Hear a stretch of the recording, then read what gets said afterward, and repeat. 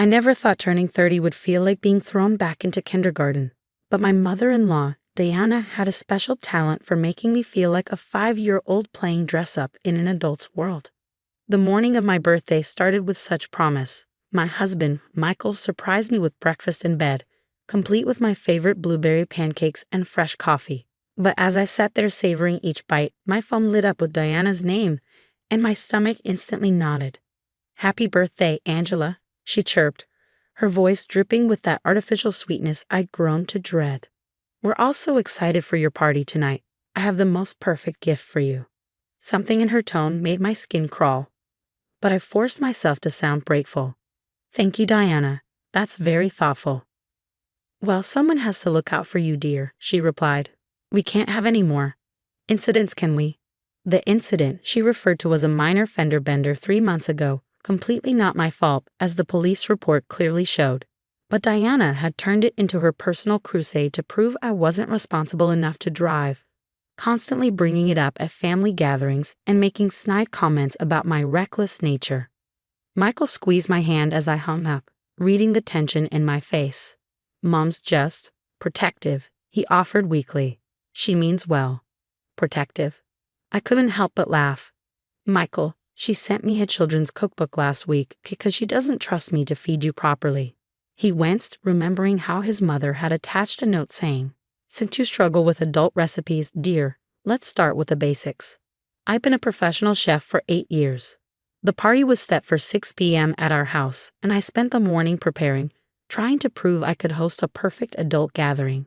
I made everything from scratch: sophisticated appetizers, a 3-tiered birthday cake that would make any pastry chef proud, and even handcrafted cocktails. The house was spotless, decorated with elegant touches that screamed, "A mature adult lives here." Diana arrived early, of course. "Oh, sweetie," she said, eyeing my carefully arranged charcuterie board. "Did you follow a YouTube tutorial for this? It's cute."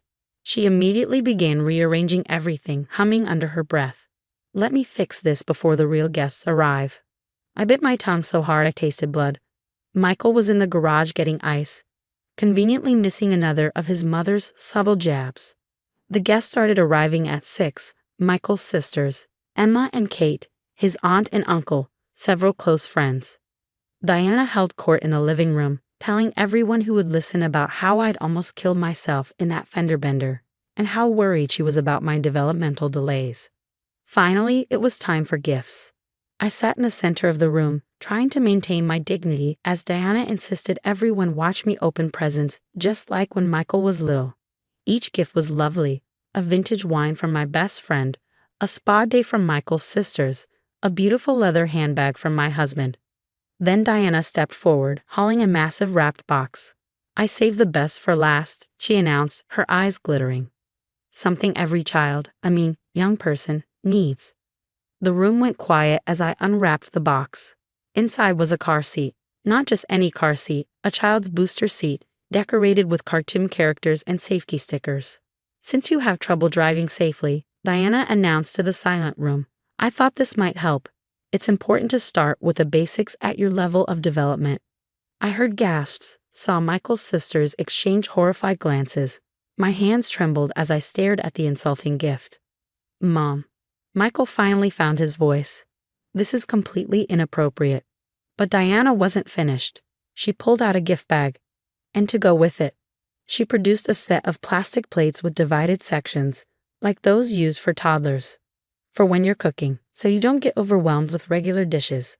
The room was so quiet you could hear a pin drop. I saw pity in some faces, shock in others. Michael looked like he wanted the floor to swallow him whole. I stood up slowly, smoothing my dress. "Thank you, Diana," I said, my voice steady despite the anger burning in my chest. "Actually, I have something for you too." Her smug smile faltered slightly. "For me? But it's your birthday, dear." "I've been saving it for a special occasion," I replied, walking to my office, "and I can't think of a better time than now." As I retrieved the envelope from my desk drawer, my hands stopped shaking. Sometimes enough is simply enough. I returned to the living room, where Diana sat perched on her throne-like chair, still wearing that condescending smile. "I hope you'll find this as educational as your gifts to me," I said, handing her the envelope. Please open it now. I insist. Diana's perfectly manicured fingers tore open the envelope, her expression confident, almost bored. But as she pulled out the contents, that expression changed. The color drained from her face as she stared at the papers in her trembling hands. This isn't, she stammered, looking up at me with wide eyes. I smiled, feeling calmer than I had in months. Is something wrong, Diana? You look like you've seen a ghost.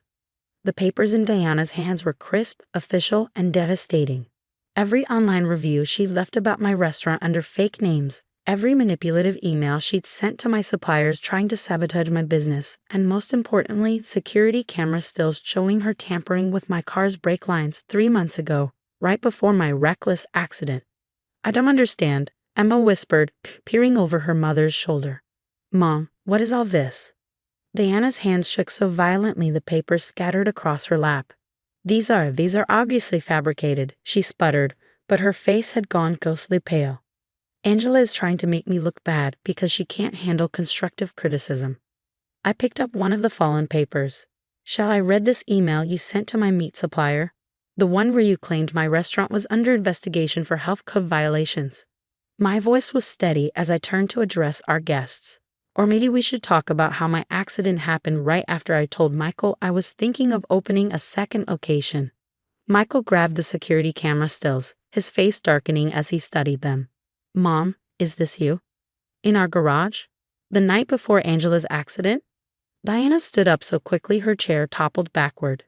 Michael, darling, you can't possibly believe. I can see you clearly, Mom, he cut her off, his voice tight with anger. You're wearing the same red coat you had on at dinner that night. I remember because you complained about the restaurant being too cold. The room erupted in murmurs.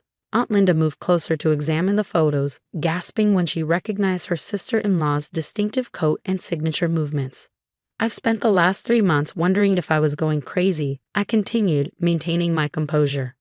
The brake line damage looked deliberate, but I couldn't prove it. Then last week, our garage security camera footage finally finished uploading to the cloud backup. Footage I didn't even know Michael had set up. You could have killed her, Kate whispered, staring at her mother in horror. Your own daughter-in-law. Diana's face twisted, her carefully maintained facade cracking. She's ruining everything, she shrieked, jabbing a finger in my direction.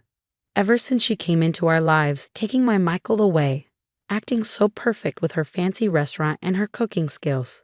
He was supposed to marry Olivia from church, someone who would respect me, someone who would know her place. Her place? Michael's voice was dangerously quiet. Like at the kids' table? Using plastic plates? Riding in a car seat? I stepped forward, facing Diana directly. I found all the reviews too, dozens of fake accounts, all posting 1-star reviews about food poisoning, all traced back to your IP address. Did you really think I wouldn't figure it out? That I wouldn't protect my business? You ungrateful little. Diana lunged forward, but Emma and Kate quickly grabbed their mother's arms, holding her back. I think, Aunt Linda said firmly, it's time for Diana to leave. She turned to me, her eyes filled with remorse. Angela, I am so sorry. We had no idea. Michael was still staring at the security footage, his knuckles white where he gripped the paper. The police need to see this, he said quietly. Mom, you could have killed her. This wasn't just meanness or pettiness. This was attempted murder. Murder? Diana's voice rose hysterically. Don't be ridiculous. I just wanted to teach her a lesson about safe driving. If she'd been paying attention, she would have noticed the brakes feeling soft.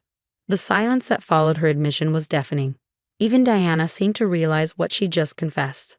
I've already spoken to the police, I said into the quiet. They're reviewing all the evidence. I wanted to give you a chance to explain yourself first, Diana, to apologize, to show some remorse. I picked up the car seat she'd given me. Instead, you brought me this. You're pressing charges. Diana's voice quavered, her eyes darting around the room, looking for allies but finding none. Yes, I replied simply, and I filed for a restraining order. The hearing is next week. I turned to my husband. I'm sorry, Michael. I know this isn't how you wanted to spend my birthday. Michael wrapped his arm around my waist, pulling me close. Don't apologize. I'm the one who should be sorry.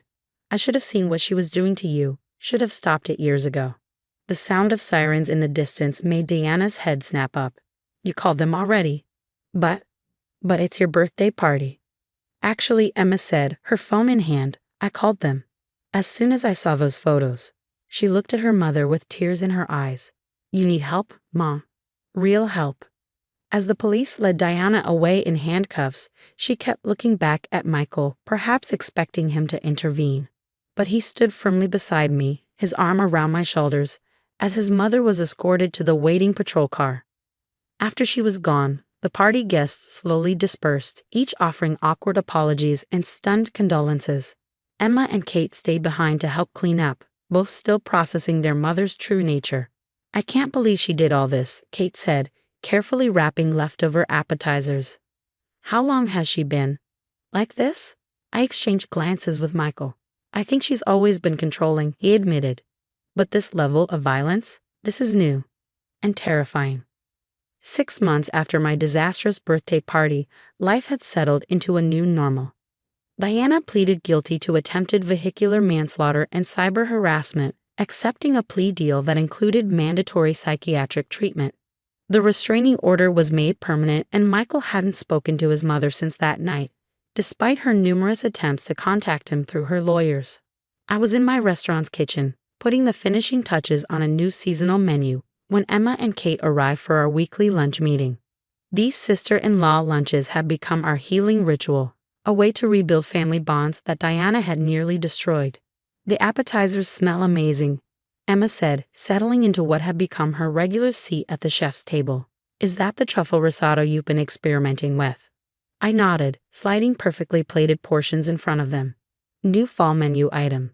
I figured if I'm finally opening that second location, I should go all out. Kate's eyes lit up. You're doing it? You're really expanding. Signed the lease yesterday, I confirmed, unable to contain my smile. Michael's helping with the renovations. We're aiming for a spring opening. Mom would hate this, Emma mused, then quickly added, which means it's absolutely perfect. She reached across the table to squeeze my hand. I'm so sorry we didn't see what was happening sooner, Angela. All those years of her subtle digs, the manipulation. Hey, I interrupted gently, we've been through this. None of it was your fault. Diana made her own choices. Kate pushed her empty plate away, looking thoughtful. Did you hear she's been writing to Michael again? From the treatment facility? I nodded. The letters arrived like clockwork every week, each one thicker than the last. Michael stacked them unopened in his office drawer. He's not ready, I said simply. Maybe he never will be. And that's okay. The therapist says she's making progress, Emma offered, actually accepting responsibility for her actions instead of just playing the victim.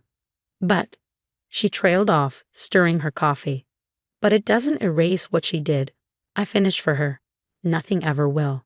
The bell above the restaurant door chimed, and Michael walked in, still wearing his work clothes from the construction site.